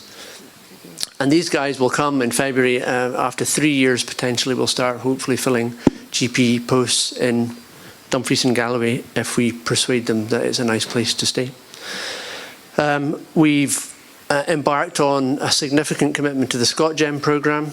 And this is graduate entry medical school for Scotland, commits these youngsters to working in the NHS in Scotland for at least 4 or 5 years after they've graduated. So again, the first cohorts of students have been really positive about their experiences in Dumfries and Galloway and really want to come and work here. So lots of really good stuff going on. And then of course, Julie's alluded to the Transforming Primary Care programme. We were really anxious about our ability to recruit into these other healthcare professional posts that were going to support general practice, and we have filled them all of the pharmacy posts, all of the mental health posts.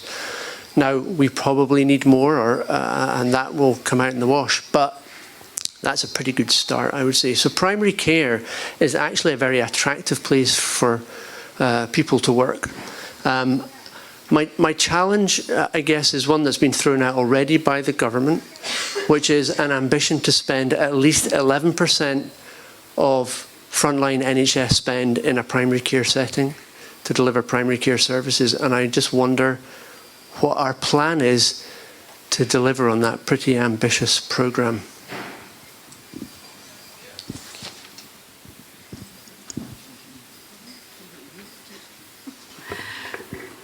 I think it's quite simple, Neil, because I think you've just described the absolute fantastic investment that has already happened within primary care, both in terms of the recognition about the additional workload that GPs are undertaking, and also the additional staff that have been recruited, both in terms of the pharmaceutical side of things and also mental health, that are now live and working within practices.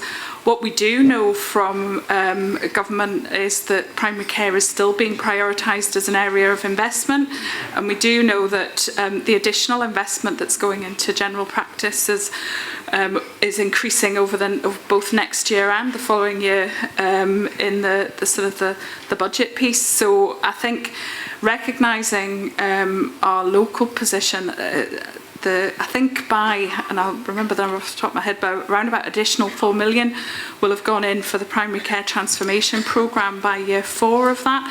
Now, how that equates to the 11% number, I don't know off the top of my head, but certainly that's part of the ambition that sort of sits behind that. What I do know is the sort of second part of that, which I know you and I have had discussions about in the past, is the shifting the balance of care piece, which is where we're moving resources from both the acute setting into primary care.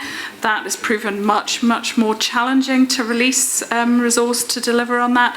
And I think recognising the existing pressures that Julie's already described in terms of our acute setting and the reality of that at the moment, our focus has to be on the differential investment that's gone into primary care from a government perspective to really increase the amount that we're spending in primary care setting.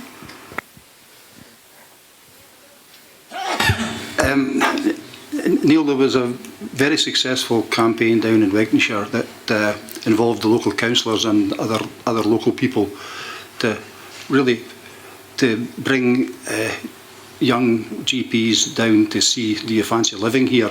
And that was, I believe, was very successful. We got a number of people who've come and stayed here.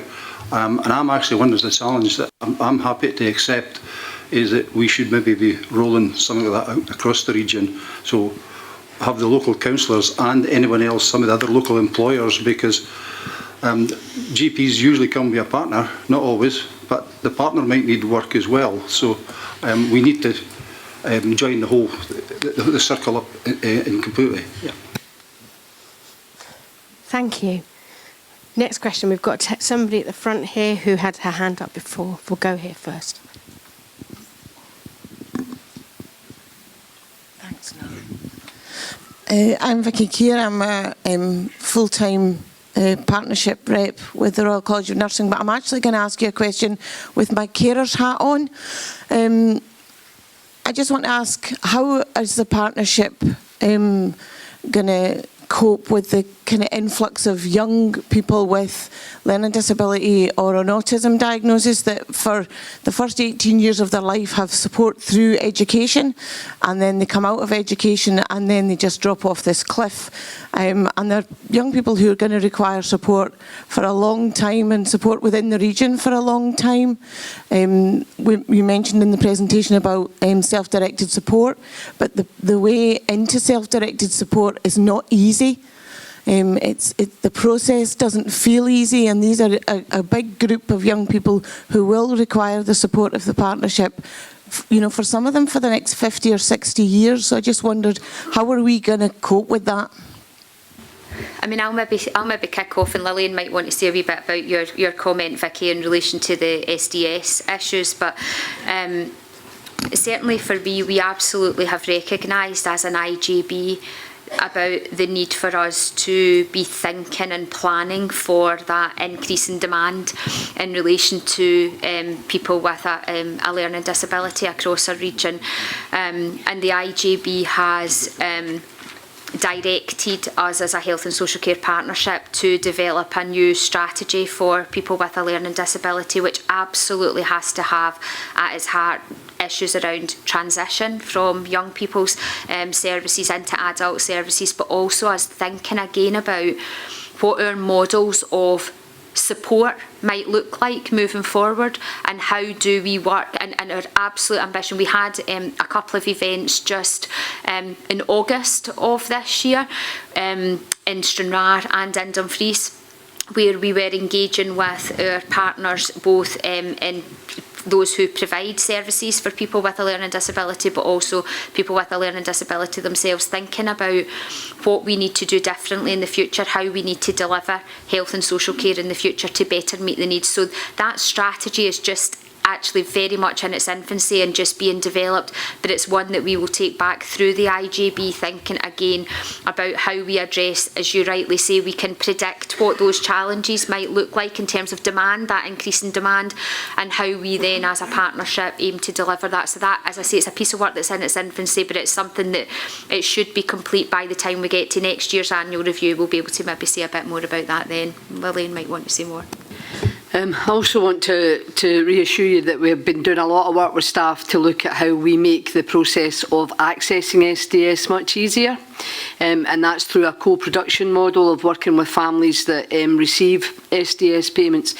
One of the other issues that we do have in Dumfries and Galloway is about the opportunity for families to employ their own personal assistants and some of the challenges that comes along with that. And that is again around some of the recruitment and retention issues that our third sector partners have, but we're actively engaging in that process. I think it's also important in terms of children's services, where some of the care packages are very high and significant provision is provided for young people, and part of our job is absolutely to look at how we help families make that transition into adult services and develop the opportunity for young people to live independently. So it's a theme that's running through today, and it's absolutely correct to say that we've made progress, but we absolutely accept that we have a way to go and making sure that we make the process of accessing SDS much more easier to access for all families, but also that the services that underpin that is there to support. Thank you, Lillian. Thank you. I'm aware there's some questions in the room, but so I don't, and we're going to go to the back of the room for our next person's question. Before we do that, can I just check if we've got any questions coming through online? I need to check that because otherwise I forget. Yes? We've got some. So if we go to this gentleman here, and then our next one will be a virtual question. A real question, but in the virtual. Thank you very much. Thank you. You're looking for a real question, are you? I'm looking for a real question from a real person. Thank you very much. Willie Scobie, councillor from Stranraer. Firstly, can I pay tribute to the NHS and all who engage both in the health and social care sector? I think that's important.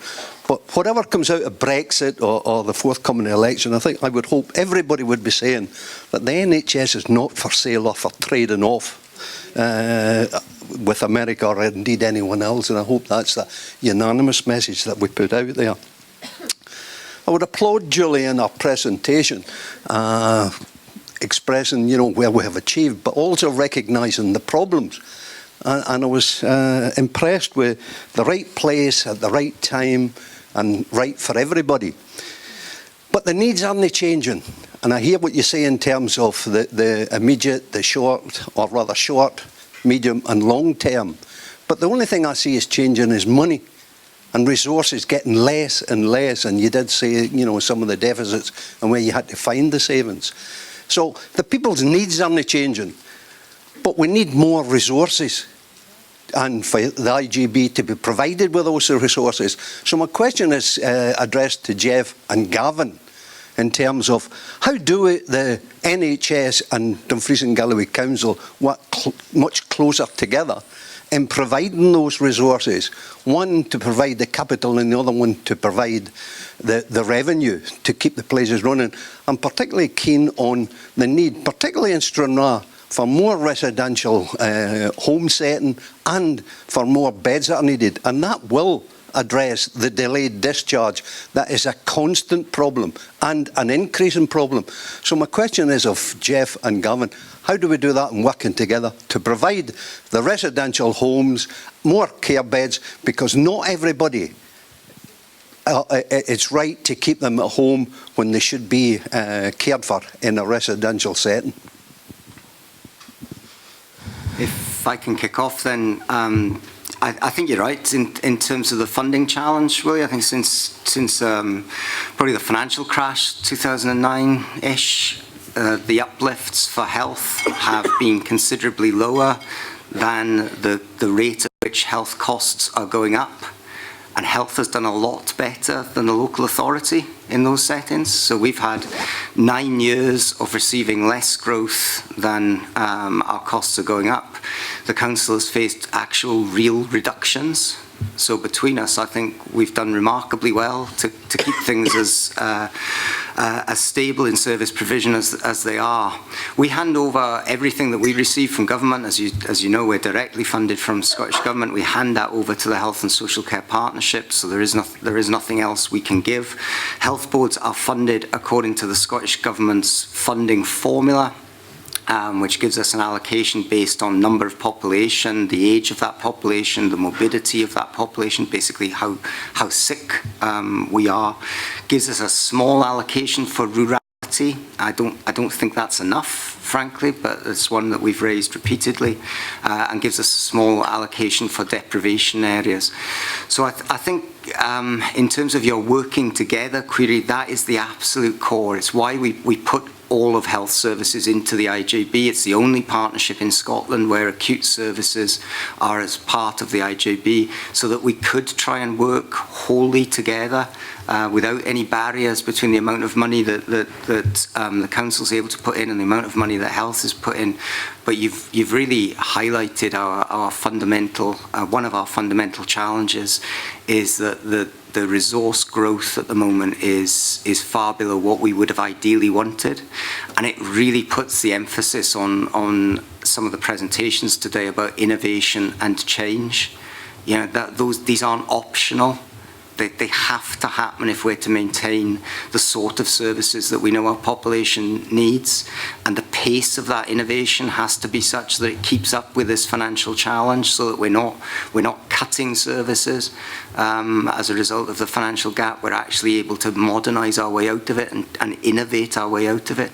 It's the only option we've got, and I think we do that hand in hand with the council, and also critically hand in hand with third sector and independent partners.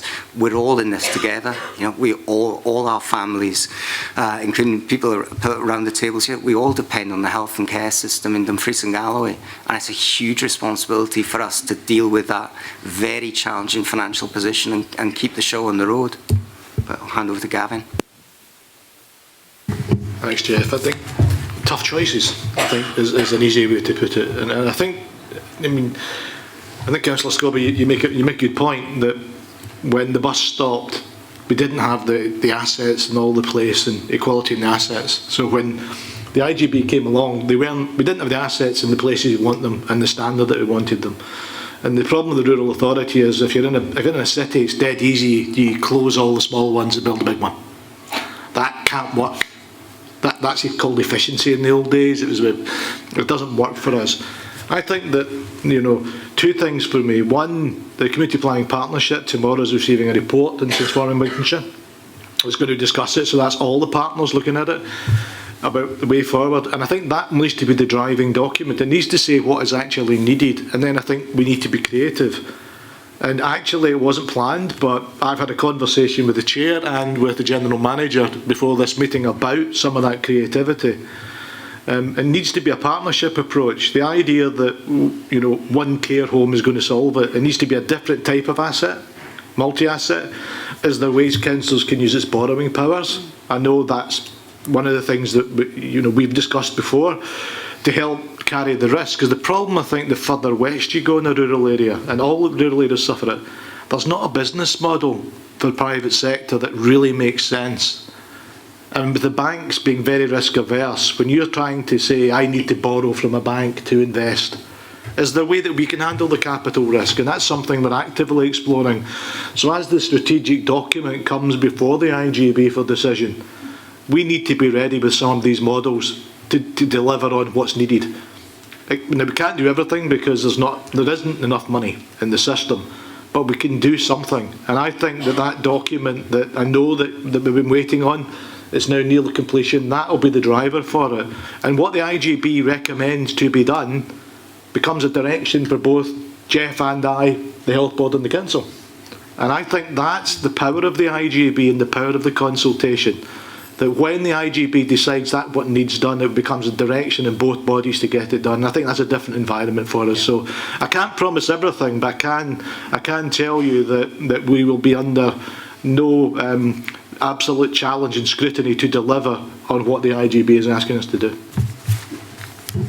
Thank you, and I'm aware that we are approaching lunchtime, and there's that tension of everyone wanting to get said what they want to have said. We're going to take a real question from a virtual source, but remember, everybody in the room, you've got that opportunity to have tea with the IJB as well if you want to do that connecting up as well. But can we take a question in those last couple of minutes? So we've had quite a few questions on Facebook this morning. This one's from Karen Thompson, and she's asking, do you think offering modern apprenticeships in different areas of health would encourage more people interested and give them the knowledge and skills required?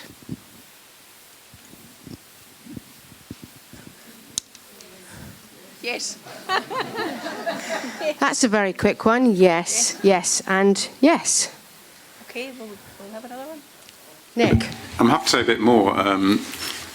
I came from a time when I was a trained psychiatric nurse, and our training scheme was more of an apprenticeship model, less based around a university, which eventually leads to qualifications, which was great, but it was about working on the system and becoming an apprentice. And I think that is sadly lacking in the way we're looking at things today. I think there's a growing appetite within our population for people to be trained on the job, earning salaries, being able to stay within the communities they're living in rather than having to go away to university. So I think I would applaud any initiatives that help us to grow those sorts of ways of working. Thank you. Andy. Yeah, I would widen that out to not just the apprenticeships, because we need to look at the educators, and we need a level playing field across the whole of the UK, because the different learning establishments set different criteria for entry, and the qualification at the end is exactly the same. So my personal message is that I know a young lady from Dumfries who couldn't get into the degree nursing course here because she didn't have a certain qualification. She's now at Robert Gordon's doing that same course at Robert Gordon's, and she'll do her practical work at Aberdeen Royal Infirmary. We're never going to see her again. Like, she's gone. She could have been one of us, couldn't have ever.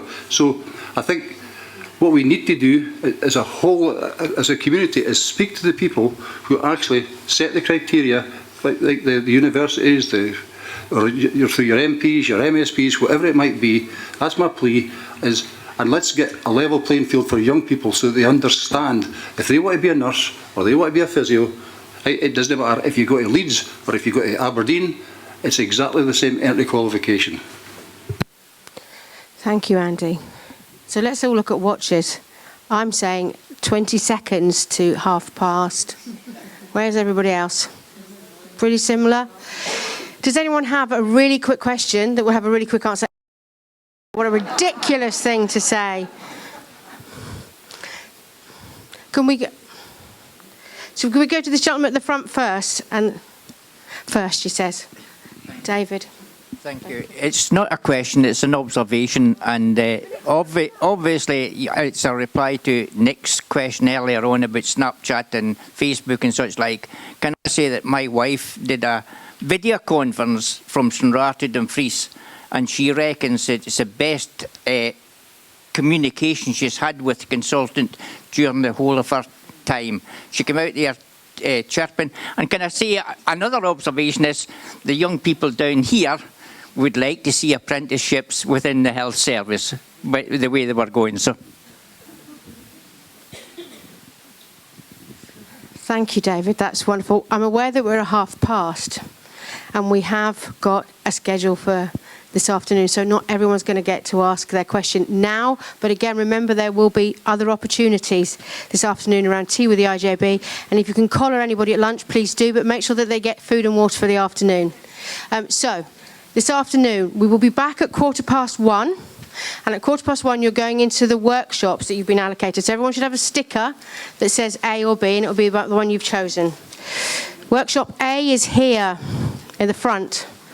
Workshop B is in the room at the back. So if you want to come back into your workshops, that'll be how we're starting. So thank you so much for participation this morning. Let's go eat, and we'll see you later. Thank you.